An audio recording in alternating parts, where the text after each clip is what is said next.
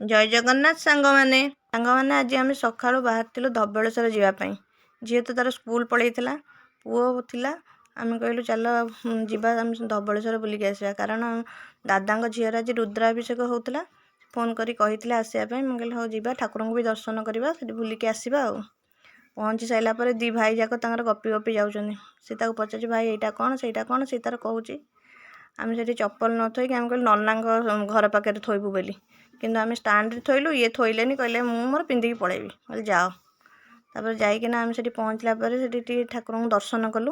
ବଢ଼ିଆ ଫାଙ୍କା ଥିଲା।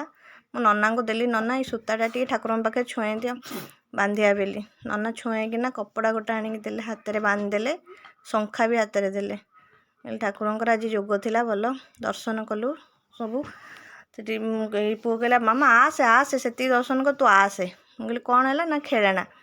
ସେଠି ଟୋପି ଦେଖୁଥାଏ, ଆକୁ ଦେଖୁଥାଏ। ନନା ସିଆଡ଼େ ଡାକିଲେଣି, ସେ ଭଉଣୀ କ'ଣ କହୁଥିଲା ଆଳତୀ କରିବ ବୋଲି।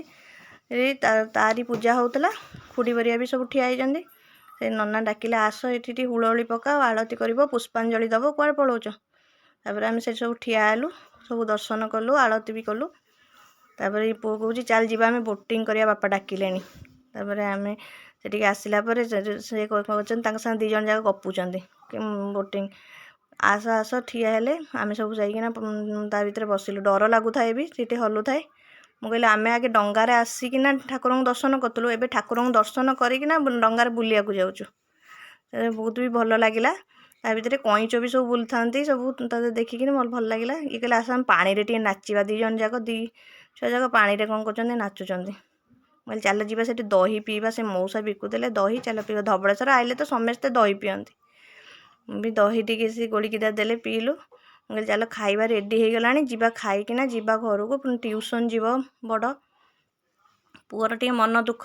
ଫେରିଲା ବେଳକୁ ମୁଁ କହିଲି ହଉ କିଣା ହେବ ବାହାରେ ଆଉ। ତାପରେ ଆସି ଆମେ ଘରେ ପହଞ୍ଚିଲୁ ଆଉ।